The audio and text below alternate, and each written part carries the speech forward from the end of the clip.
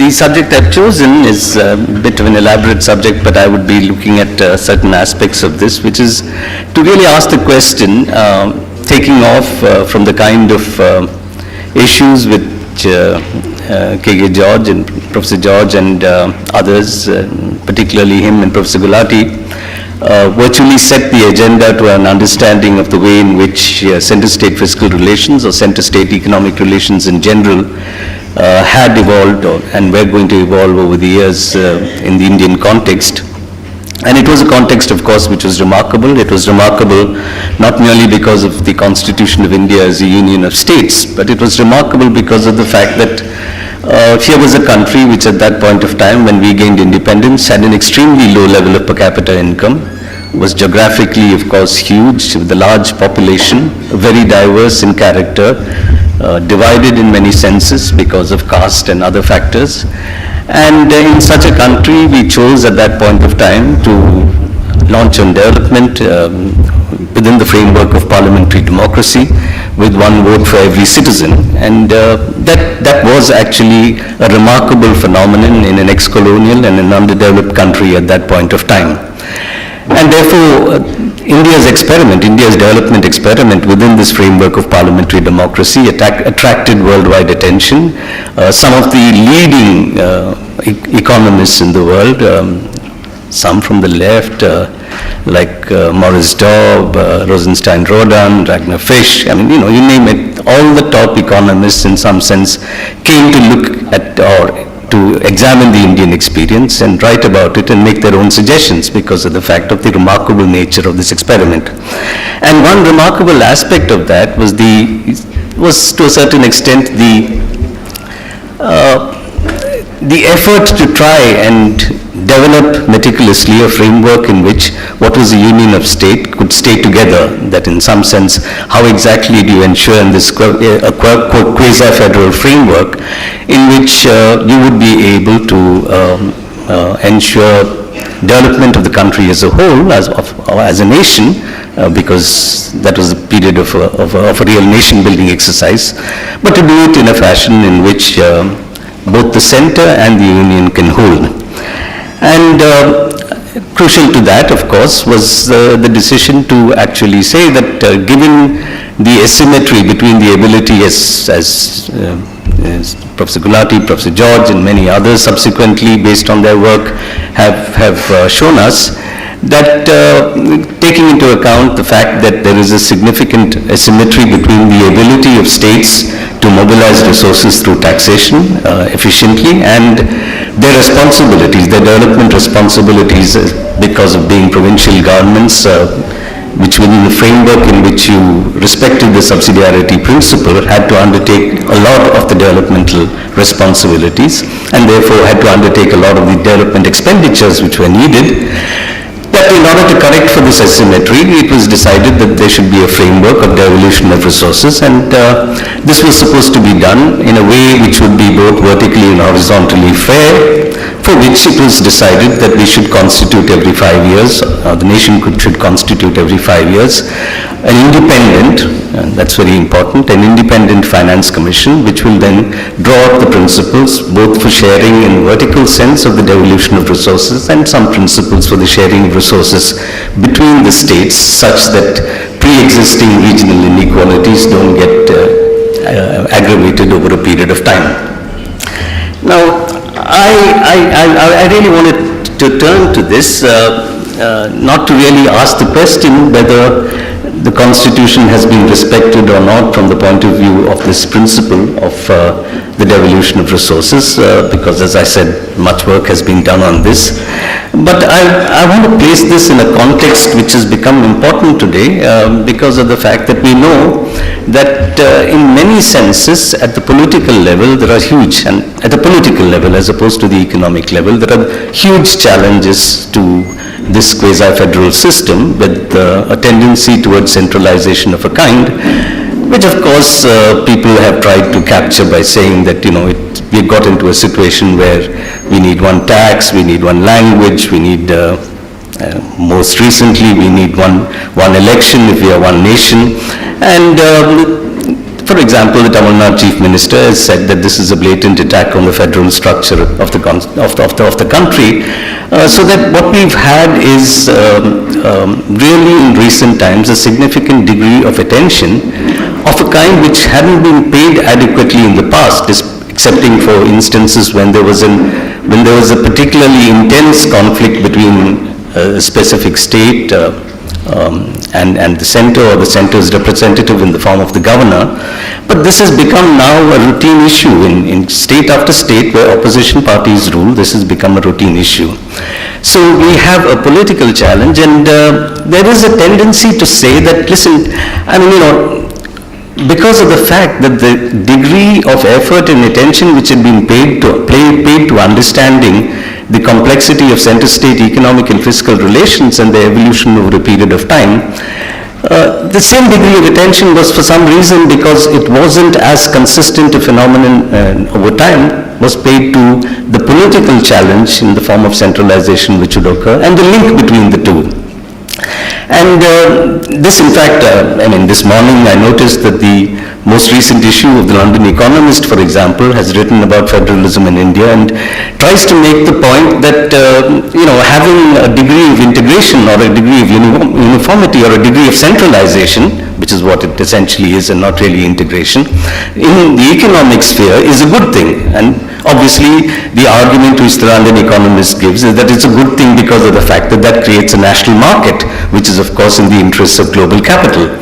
But on the other hand, they say that it may not be such a good thing not to have to have centralization at a political level, and therefore they refer to these tendencies which I've just mentioned, in particular to the one nation, one election call, or the constitution of a panel to examine this issue, as saying that this may not be the right step. Of course, even that, while they say that a certain degree of centralization even at the political level might not be all that bad, but the specific form it is taking is not very good. So this reflects, I think, a longer-term tendency to make this distinction between political centralization and economic centralization, where a lot of people said that, listen, over a period of time, economic centralization has become necessary. There are problems at the state level in terms of the wastage of resources, in terms of the populism of governments which get elected there. And that therefore, and of course the need for a certain degree of uniformity in taxation. So even now, right from the time it was introduced, the GST, the goods and services tax, which is actually a value-added tax, which is actually regressive in many ways, was seen as a game changer, that this is going to be something which will integrate and therefore is a game changer from the point of view of development. But on the other hand, it was said that politically, this is not really linked to what happens in the political sphere, which is why we haven't seen the same tendency. But what we are seeing now is an acceleration of this tendency. Now, and underlying all of this, of course, is something which we need to possibly integrate into our understanding of what centralization does, and in part, from where does centralization emerge and therefore deliver what seems to be this outcome. And that outcome is the extreme increases in inequality which we've seen in the Indian context in recent years. These numbers have been quoted so regularly that we're all quite familiar with them. In particular, the work of Piketty and Chancel, because the problem is that we don't have data of a kind which can be used to assess income inequality, excepting to a certain extent the IHDS, but otherwise the consumption surveys miss out on the upper income deciles of the population, or the upper income consumption deciles. And therefore that they're good for estimating poverty, but they're not particularly good for estimating inequality. So we've had very stray estimates of inequality, many of them actually to do with local level surveys, repeat surveys in villages and so on, of trying to understand what's happened to inequality. So when Piketty and Chancel, using tax data for a long period of time, made this analysis, despite the criticism which has been made from some quarters, This has actually been quoted quite often, and that points to, there are two things which have come out of those. One, of course, is that there is this extreme inequality in the country, but more important, what Piketty and Chancellor pointed to was the fact that this inequality really was getting corrected to a certain extent. And that correction ended, and therefore we saw a return to an inequalizing path of development in the period after the coming of neoliberalism, the embrace of neoliberalism in 1991 by the government of India in the wake of, then government of India in the wake of the balance of payments crisis that we experienced in July 1991.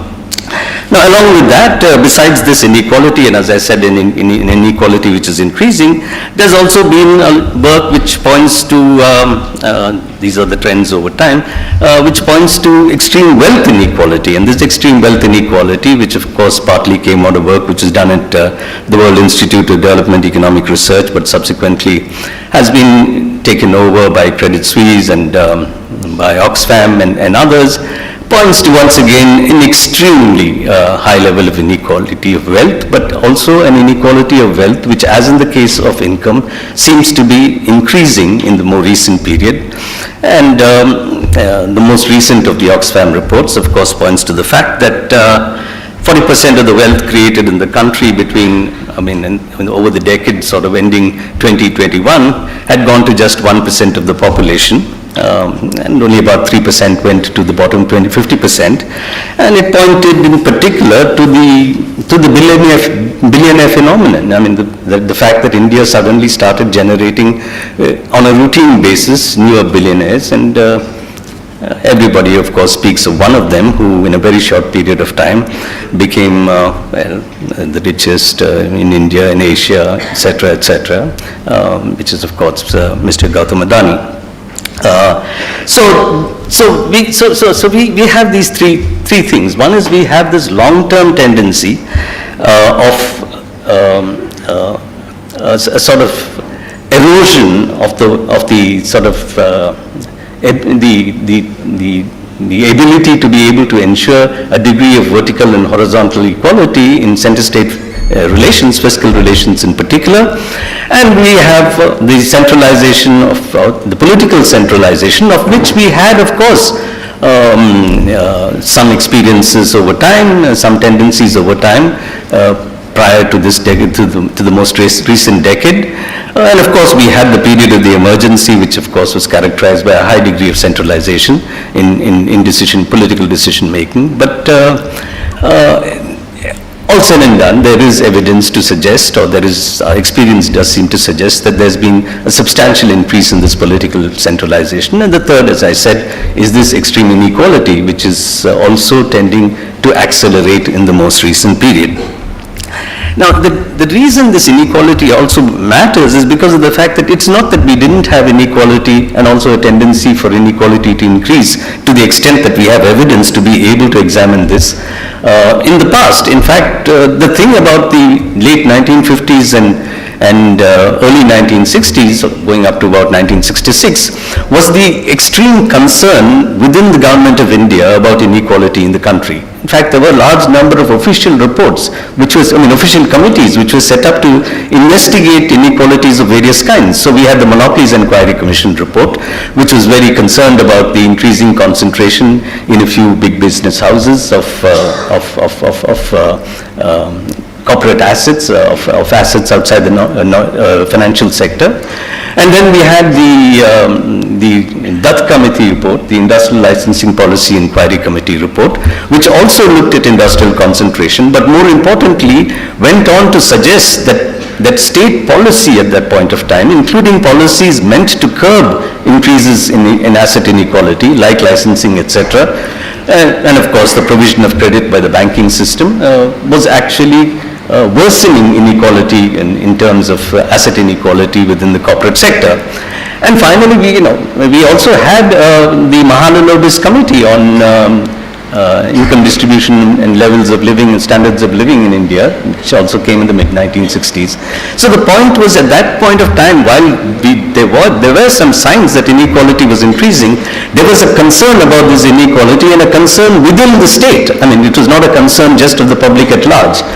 Whereas what we have now is not merely an absence of much attention, even though the evidence is very clear that there's a steep increase in inequality which is occurring over the last decade, but also obviously and a belief that this is an inevitability of some kind of a growth process which will accelerate the rate of growth of GDP, independent of the fact that the GDP is being distributed in a fashion in which a large part of the population is left out of the trajectory of development. Now, so it's in that context that I just want to briefly go back to looking at the way in which the analysis conducted by people like Professor K.K. George helped us to understand what were the mechanisms through which we were beginning to see a degree of centralization and therefore an increase in vertical inequality within the center-state framework, within the framework of India being a union of states. Okay. Well, there were a number of factors, some of which were pointed out by some of them, all of them. Some of them were pointed out by particular analysts. But I'm just summarizing some of these. One, of course, is the available evidence suggested to start with that the finance commissions, which were supposed to be independent, it became clear over a period of time, particularly, of course, after the 11th Finance Commission and so on, it became very clear we're not independent institutions. And this was, to a certain extent, understandable because of the fact that the Constitution did not provide for a check and balance which would prevent the Finance Commission, which is in essence constituted by the center, very often manned by people who have served the government in the past, that they tend to constitute this, and they not only tended to constitute this and the terms of reference of these committees, but they did it in a fashion in which over a period of time there was less and less consultation with the states. And it became clear at some point of time why there was less consultation with the states, because of the fact that the Finance Commission's TOR, so terms of reference, became mechanisms through which the center was required or allowed to impose discipline on the states either directly through fiscal transfers or indirectly through the operations of the Reserve Bank of India in terms of its control over the ability of these governments to be able to borrow from the market. Okay. Second was that, of course, we know that a large chunk of these resources were kept out of the Finance Commission's ambit. So you basically tried to shrink the sort of universe of the Finance Commission, and obviously that resulted in discrimination because of the fact that decision making with respect to this was with central agencies, and this kind of a tendency got aggravated once you had the abolition of the Planning Commission and the National Development Council, which at least provided for a semblance of consultation with the states to take into account the views of the states, and the view of the state was always being that they are being provided with an unfair share as far as the distribution of resources between the center and the states is concerned. The third, which was pointed out, was that you began to rely over time on taxes which you didn't need to share with the center. So it is not that you moved things out of the ambit of the Finance Commission, but within the ambit of the Finance Commission, you moved your resources out of a set of imposts which actually were not shareable. And of course, the classic case of this was the cesses and surcharges, which we now, as everybody has been pointing out, have become a significant share of the total resources being generated by the center, and does not fall within the divisible pool of resources which is subject to Finance Commission, even if not independent Finance Commission order. And then there was the whole question that states were, because you cannot not blame the states in this, states were in some sense persuaded to accept the goods and services tax. And you were persuaded to accept the goods and services tax because of the fact that there was a whole ideological sort of stance adopted by the dominant economic opinion within the state and outside the state, which made a number of points. First, of course, it suggested that a goods and services tax is going to be more efficient. It's not only efficient, it would actually, do away with the cascading impact of other kinds of indirect taxes. It would not only do away with all of this, it would result it was argued, because of the efficiency with which it can be imposed and taxes collected, it would result in a significant increase in the revenues which would accrue to the states. And to persuade them that this is what is going to happen, the center held out the carrot that for a period of 5 years they would be compensated for any shortfall of revenues relative to a trajectory in which they were going to get a 14% increase in revenues. And well, willy-nilly, all states finally, some humming and hawing, but finally came together and accepted this. In fact, some states thought, I believe Kerala, for example, thought that because it is a consuming state, it would actually be a significant beneficiary of the goods and services tax. Now, we know that for a long period of time, the evidence was very clear. The states had got hit very badly by the goods and services tax in two ways. First, of course, that they had ceded their right to tax across a large spectrum, other than for alcohol and petrol and so on. They actually ceded their right to taxation, which is actually giving up their power to be able to create for themselves a certain degree of local policy space by generating their own revenues. But more importantly, not only did they cede, it became clear that they were not getting anywhere near what was being promised in terms of increases in revenues. Okay? In fact, there was no reason to believe that if you take the normal pace of growth and if you take the rate of inflation, they were now in nominal terms getting anywhere near what they would possibly have got even under the earlier regime. Now, this finally is, of course, getting completely shrouded over and concealed by the fact that we are constantly talking about, has the level of GST gone up? Oh, in August, GST relative to the August of the previous year is so many percent higher. Now, that's not what you should be doing. What you should be doing is drawing a line which actually shows the trajectory of a 14% increase in GST revenue and say, where are we? Are we at that? Are we above that trajectory? Are we below that trajectory? And I think everybody who has tried to draw that line has actually found that if you generate a trajectory of a 14% increase in revenues, you are well short of that trajectory, and therefore you not only ceded your right to taxation, but you also lost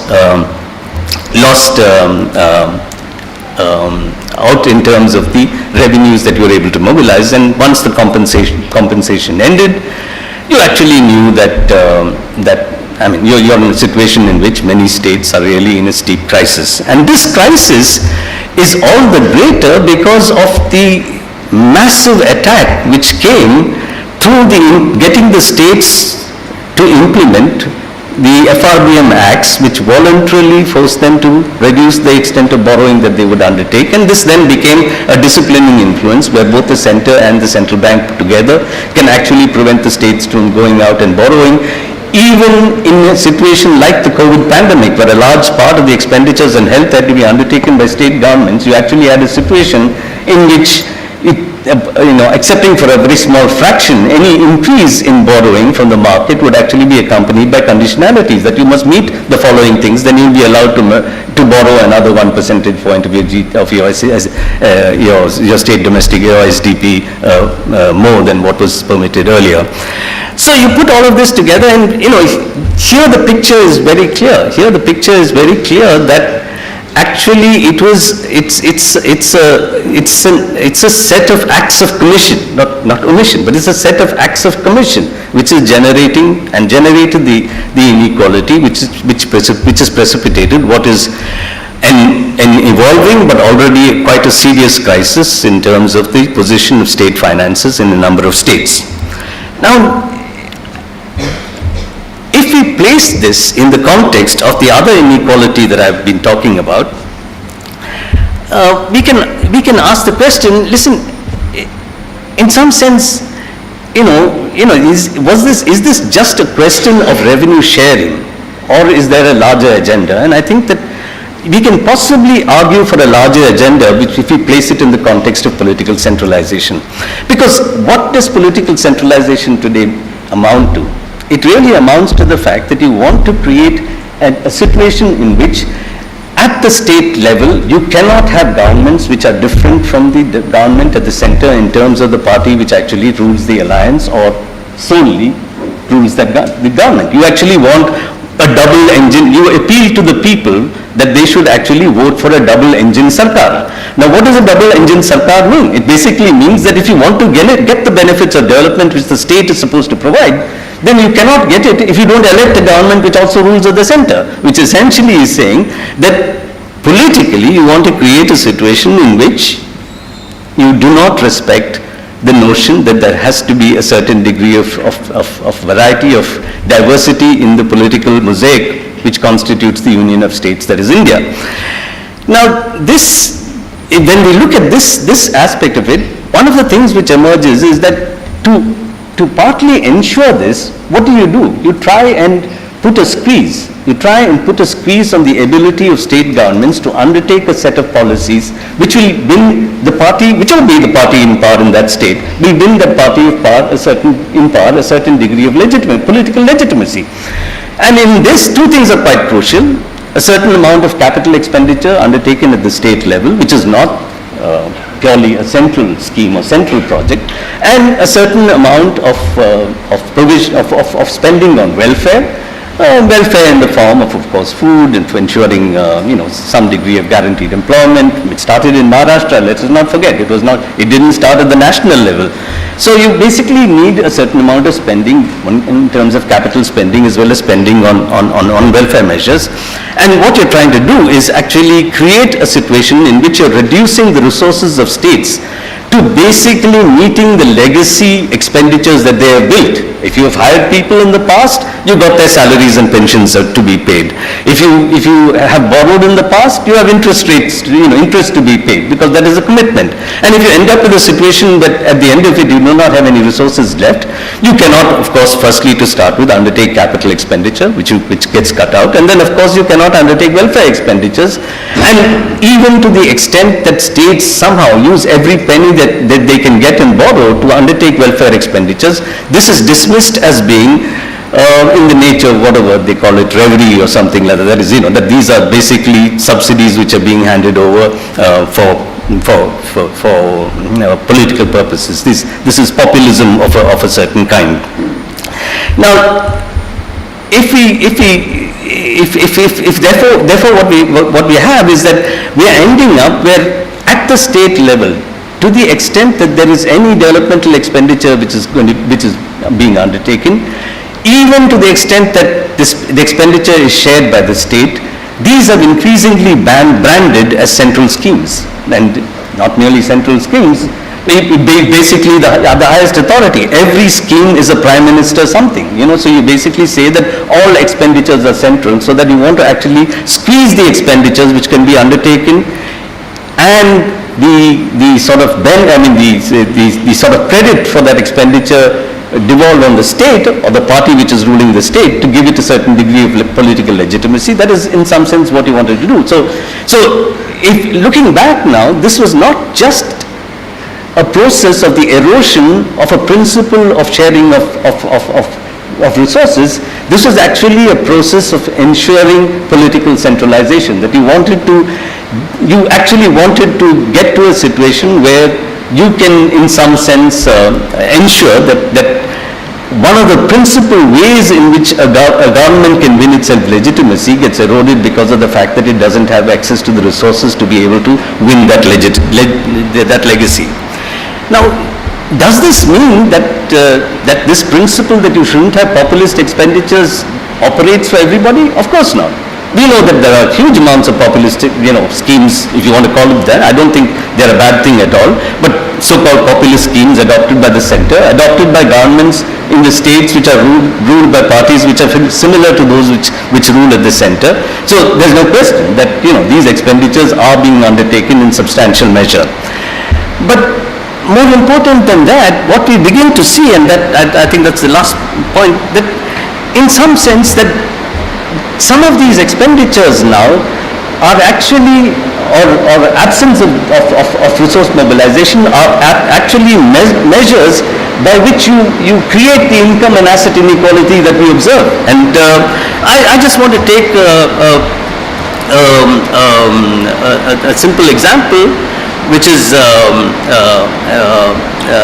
the sort of decision which we've seen in recent times to actually generate, the realization that over a long period of time, economic growth in India, to the extent that you can call it growth, because of the fact that GDP suggests that your total income has been increasing, has come from services. Something like 2/3 of the incremental income increase in GDP has come from services. So you basically now once again have to go back to a whole scheme that you had as the major plank of your national policy, which is to try and have some degree of diversification towards manufacturing. And you want this diversification towards manufacturing, first in the form of the Make in India schemes, and subsequently in the form of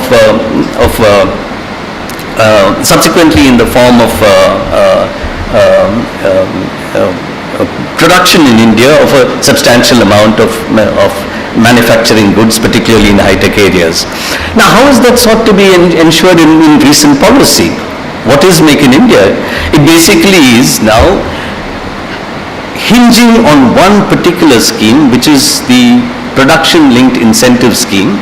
What is the production-linked incentive scheme? It basically says that if you meet certain criteria with regard to additional investment, the incremental income relative to a base year between around 2006, the incremental income up to between 4 and 6% of that will be provided to you as an incentive payment. That is business, and when we talk about these businesses, which are talking about 14 major industries for which something like 2 lakh crores in the first instance have been allotted as the basis for the subsidy. So you're actually going to subsidize big business, relatively big business. This constant talk about how much has gone also to the medium and small scale industries, but basically this goes to large players. Now, this of course, just as much as when you provide all sorts of exemptions of tax, which is described in the budget documents as expenditures, tax expenditures. They are not described as subsidies, they are described as tax expenditures. Similarly, these are not treated as freebies. Well, basically, what are you saying?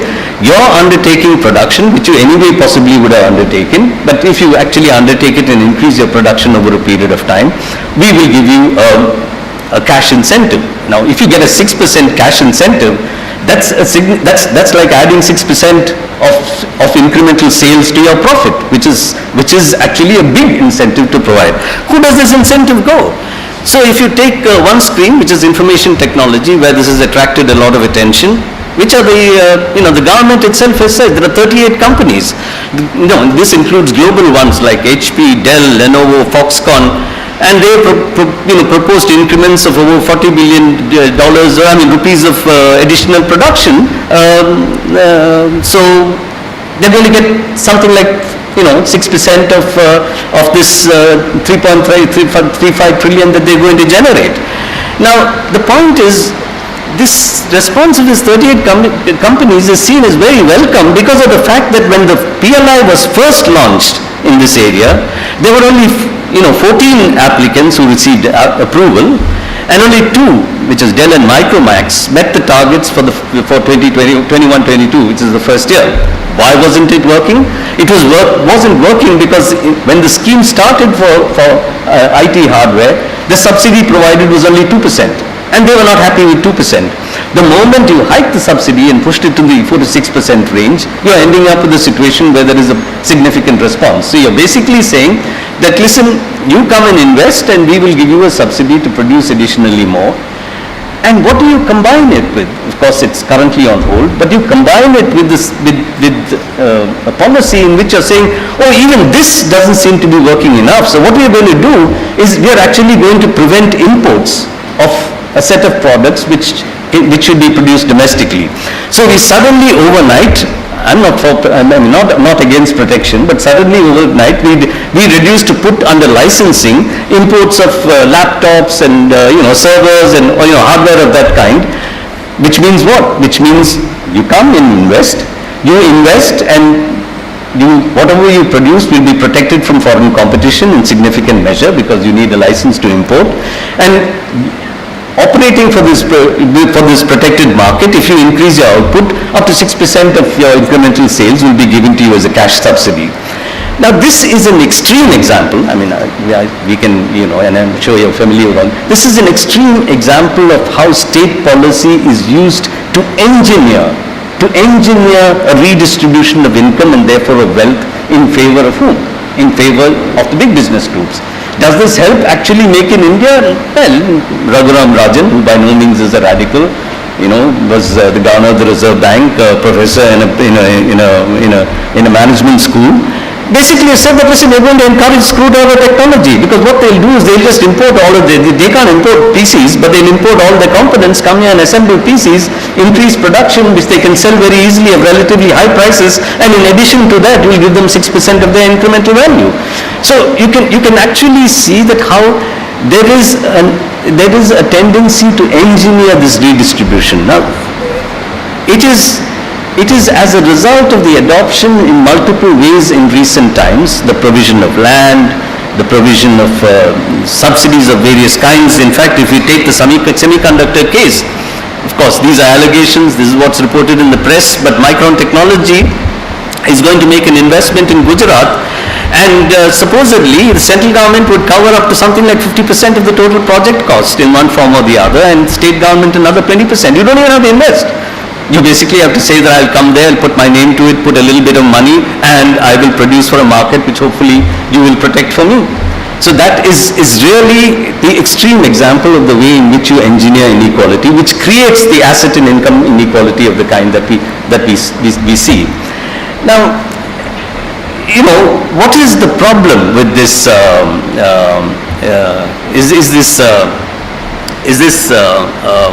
Of this kind of a tendency is, of course, the problem with this kind of a tendency is that it does away with any countervailing power, because finally the only countervailing power against corporate power, as Galbraith had pointed out a long while back, is the state. I mean, you can have a certain degree of action by civil society, but finally, unless the state takes action against the countervailing power, which is why we had the Monopolies and Restricted Practices Act come in the mid-60s after all those reports which I had just mentioned, or we saw the Foreign Exchange Regulation Act coming in.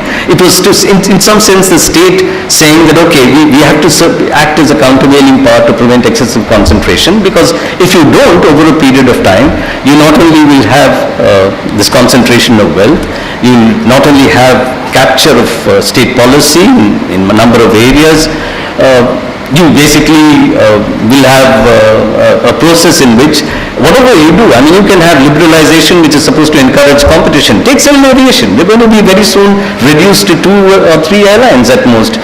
Take telecommunications, you're going to have 2 major players in the cell phone business. You liberalize in order to create a competitive framework. So you're ending up creating this kind of a concentration, and if you have concentration of this kind, at some point of time it begins to influence the media, and if it begins to influence the media and other activities, it undermines completely the ability of civil society to in some way serve as a countervailing power to corporate influence. But really, if we say that there is no countervailing power because of the fact that the state is not serving as countervailing power, what are we in essence saying? We are saying that there is a compact. There is a compact between the state and big business, and if there is a compact between state and big business, it is actually no more a capture of policy, but it's a way in which economic and political centralization come together to constitute a state whose implications for democracy is not really the kind of implications which are implicit in an erosion of the principles of the division of resources between the center and the states, but it has implications far more for the ability to generate a democratic process of development. Now, I want to conclude by saying that what is going to be, I mean, if you try to imagine the outcome of this finally is going to be that this compact is going to allow for a rise in the share of surplus in national income over a period of time. It's already happening, but this is going to continue. Now, if you actually have an increase in the share of surplus in national income over a long period of time, you're completely demolishing the market for mass manufacturers. You're demolishing the market, the mass market in the country. And if you demolish that, you really are demolishing the basis on which even the center can try and act as an agent to generate growth, ostensibly led and delivered for the people by one particular party which rules in the center. That is, I mean, what is unclear in all of this is that why the message that if you do this, if you have this kind of a centralization in terms of fiscal and economic relations between the center and the states, an increasing concentration of capital, a rise in income and wealth inequality, you're finally going to undermine the pace of expansion of the market and therefore the pace of growth of the system, which will essentially mean that you might be eroding, damaging, God knows, hopefully not, destroying the quasi-federal structure that the Constitution sought to build, but you could actually be completely undermining the possibilities of growth, which is why I asked the question, can the center hold? Thank you.